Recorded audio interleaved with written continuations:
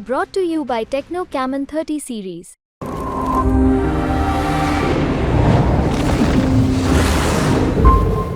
लोकसभा चुनाव में ये मतदान की प्रक्रिया पूरी होने के बाद अब लोगों की नज़रें परिणाम पर टिकी है। 4 जून को काउंटिंग होगी। उसके पहले अलग अलग दावे हैं और इन दावों के बीच जैसे यहाँ अगर बिहार के मधुबनी लोकसभा सीट की बात करें, यहाँ जो पत्रकार जो स्थानीय पत्रकार हैं, यहाँ जो पिछले 2 महीने से यहाँ फील्ड में जो अलग अलग क्षेत्र में उनकी बारीक नज़र रही है, चुनाव प्रचार से लेकर के जो वोटिंग के दौरान तक, उनके नज़र में यहाँ मधुबनी लोकसभा सीट पर यहाँ क्या परिणाम होगा, इसको लेकर उनके बीच क्या चर्चा है, ये जानने के लिए हमारे साथ यहाँ मधुबनी के जो कुछ वरिष्ठ पत्रकार हैं हमारे साथ यहाँ जानते हैं उनसे कि यहाँ मधुबनी में जो 4 जून को जो यहाँ काउंटिंग होगी उसमें किसके सर पे जीत का सेहरा बंधेगा। हमारे साथ बिंदु भूषण ठाकुर हैं और ये इलेक्ट्रॉनिक मीडिया का 20 साल का अनुभव है इनका। बिंदु जी, ऐसे अब तो मतदान की प्रक्रिया पूरी हो चुकी है और 4 जून को काउंटिंग है, क्या लग रहा है कौन जीत रहा है?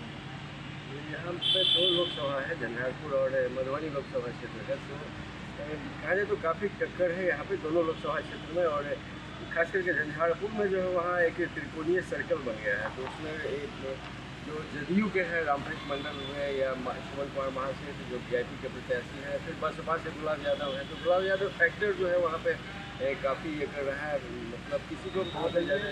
जैसे अभी हम लोग मधुबनी लोकसभा सीट पर फोकस करते हैं, मधुबनी की बात करें तो यहाँ कौन जीतता है?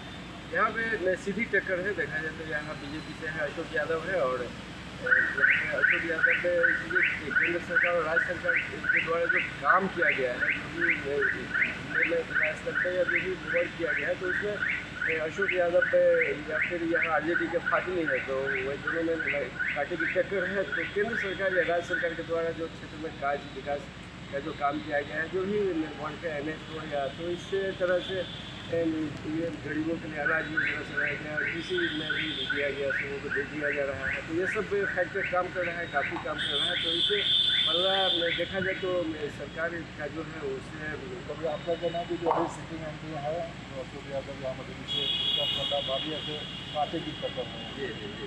और आपका क्या करना है, कौन मधुबनी कौन जीत रहा है? मधुबनी लोकसभा में कहा अगर आप 2019 के लोकसभा के चुनाव देखते हैं तो 2019 में लोकसभा का चुनाव जो है करंट था, जो मोदी फैक्टर दिख रहा है वो इस बार मोदी फैक्टर दिख नहीं रहा है। इस बार सीधी टक्कर है। और वो जो पिछले बार 4,55,000 से जो विनिंग कैंडिडेट थे, वर्तमान में इस बार बीजेपी से जुड़ रहे हैं अशोक यादव, वो इस बार दिख रहा है कि चेहरे पे उधर भी चिकन है कि कहा नहीं जा सकता है कि क्या होगा। वो बेशक हो सकता है जीत जाए, लेकिन जीत का जो मार्जिन है बहुत कम रहेगा और आदमी की बातें में टक्कर देता है। तो मार्जिन कम रहेगा, लेकिन अभी बीजेपी का ही पला भारी होगा। आपका क्या करना है? मधुबनी लोकसभा से हमारा ये है कि जो भी दर्ज करेंगे महिला फैक्टर सबसे ज़्यादा प्रभावित रहेगा। महिला फैक्टर के प्रभावित होने के कारण क्या, जो केंद्र सरकार योजना चलाया जा रहा है वह योजना माने कि भारी पड़ रहा है। और महिला फैक्टर के होने के कारण सब जो महिला घर से निकलती है वो तो बताती नहीं है, वो जो साइलेंट वोटर है वही निर्णायक भूमिका नहीं है। तो यहाँ जो महिलाओं का वोट परसेंटेज ज़्यादा रहा है और अभी कहना कि जो केंद्र सरकार की योजनाएँ हैं उसका फायदा बीजेपी को मिलता दिख रहा है, यही सब।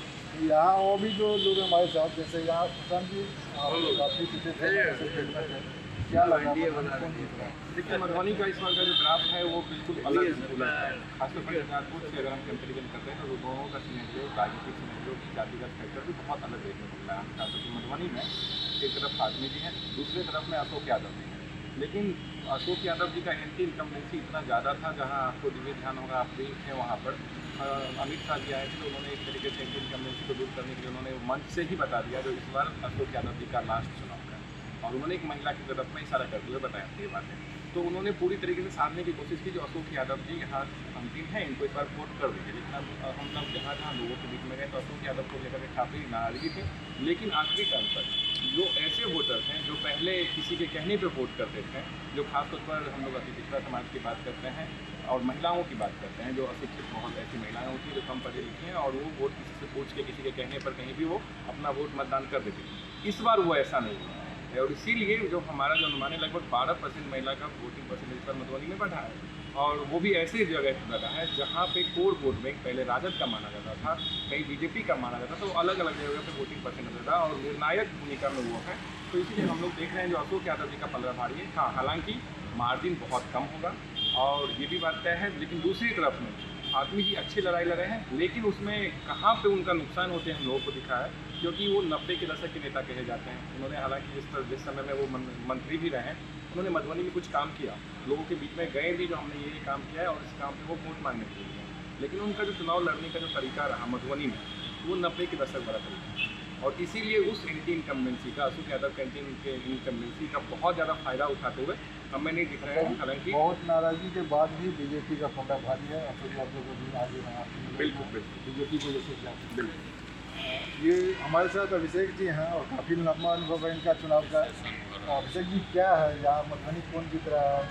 आपके मधुबनी का 2-3 चीज़ देखना होगा। सबसे पहले तो जातीय समीकरण यहाँ पे बहुत ज़्यादा है और लगभग 46% के आसपास में मुस्लिम और यादव है, जो कि 22 समीकरण 2019 में टूट गया था। कारण था कि शकील अहमद चुनाव लड़ रहे थे और बच्ची पूर्वी दरभंगा से आए थे उम्मीदवार थे, वो चुनाव लड़ रहे थे, तो वहाँ पर 22 समीकरण नहीं था, तो दोनों को काफ़ी नुकसान हुआ था। अशोक यादव को जो बड़ा यादव वोट बैंक कन्वर्ट हो गया था, लेकिन यहाँ पर इस बार ऐसा कुछ दिखा नहीं। तो 46% एक बड़ा जो वोट है वो सीधा फातमी के खाते में। उसके बाद कांग्रेस का वोट पोलराइजेशन हुआ, बहुत बढ़िया कन्वर्ट हुआ फातमी जी के साथ में।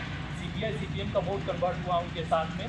और यदि थोड़ा बहुत महिला वोट फैक्टर है, उससे ज़्यादा फैक्टर था युवाओं के बीच में बेरोजगारी का मुद्दा काफ़ी चरम पे था, गैस सिलेंडर का मुद्दा अपने आप में था। तो कई सारे मुद्दा ऐसे भी थे जो कि उनके एंटी में जाता था केंद्र सरकार के विरुद्ध। पिछली बार राष्ट्रवाद के नाम पे चुनाव था, इस बार क्षेत्रवाद के नाम पे चुनाव था। साथ में जो वोटिंग के दौरान जो अलग अलग बूथ पे जो नज़ारा था, उसको देखते हुए यहाँ जो मधुबनी के पत्रकार हैं, इनकी माने तो यहाँ मधुबनी में काफ़ी कड़ा मुकाबला है। लेकिन जो अभी तक जो पिछले 2 चुनाव में, या ये कहें पिछले चुनाव में यहाँ जो एक तरफा होता दिखा था कि लगभग 3.5 लाख वोट के अंतर से यहाँ बीजेपी की जीत हुई थी। इस बार बताया जा रहा है कि मधुबनी काफ़ी फंसा हुआ है और यहाँ कौन किसके सिर पे जीत का सेहरा बंधेगा, ये तो अब सही 4 दिन को ही पता चलेगा। लेकिन तब तक यहाँ अनुमानों का दौर चरम पर है। अमित रंजन, बिहार तक, मधुबनी।